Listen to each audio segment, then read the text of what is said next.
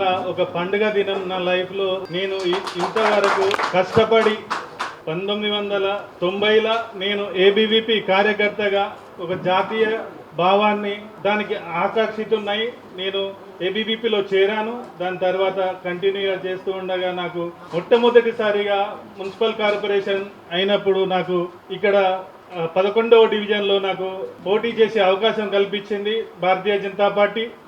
ఆనాటి నుంచి ఈనాటి వరకు పార్టీలో కొనసాగుతూ పార్టీ బలోపేతానికి కృషి చేస్తూ మధ్యలో 2 సార్లు ఎన్నికలు వచ్చినప్పుడు మళ్ళీ మున్సిపల్ కార్పొరేటర్ దానిలో మంచి అంటే పోటీ ఇస్తూ నేను పోటీ చేసింది గుర్తించి జాతీయ నాయకత్వం కానీ మా రాష్ట్ర నాయకత్వం కానీ మా జిల్లా నాయకత్వం కానీ అందరు గుర్తించి ఒక కష్టపడే కార్యకర్తకు మంచి స్థాయి కల్పించాలనే ఉద్దేశంతో నా మీద నమ్మకంతో నాకు ఇవాళ జిల్లా అధ్యక్ష పదవిని కట్టబెట్టినందుకు నేను అందరికీ నాతోటి కార్యకర్తలకు కానీ నా పైన ఉన్న నాయకులకు కానీ అందరికీ పేరు పేరున ధన్యవాదాలు తెలియజేస్తున్నాను.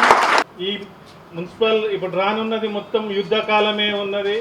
ఖచ్చితంగా ఇప్పుడు మనకు రానున్న సంస్థాగత ఎన్నికలలో సర్పంచులను, ఎంపీటీసీలను, జెడ్పీటీసీలను గెలిపించుకునేందుకు నా వంతు శాయశక్తిలా కృషి చేస్తాను. నేను కష్టపడతాను. అందరినీ కూడా అన్యగా భావించొద్దు. నేను అందరినీ కూడా ఈసారి కష్టపడేలా చేస్తాను. ఇక్కడ కార్యకర్తలైనా కానీ మనం ఎవ్వరమైనా కానీ ఈసారి మన లక్ష్యం ఇప్పుడు రానున్న కాలంలో మనం ఇక్కడ గవర్నమెంట్ వచ్చే దిశగా పని చేయాలనే ఉద్దేశంతో ఈసారి సంస్థాగత ఎన్నికలలో మనం సర్పంచ్లను చాలా వరకు సర్పంచ్, ఎంపీటీసీలను, జెడ్పీటీసీలను గెలిపించుకొని దాని తర్వాత మళ్ళీ ఇప్పుడు రానున్నది ఇక్కడ మున్సిపల్ కార్పొరేషన్లో అత్యధిక కార్పొరేటర్లను గెలిపించుకొని ఇక్కడ మేయర్ సీట్ను కైవసం చేసుకుంటా అనే నమ్మకంతో నేను నా వంతు కృషి చేస్తూ నేను రానున్న పోరాటం అంతా మన ప్రజల మధ్యలోనే ఉంటానని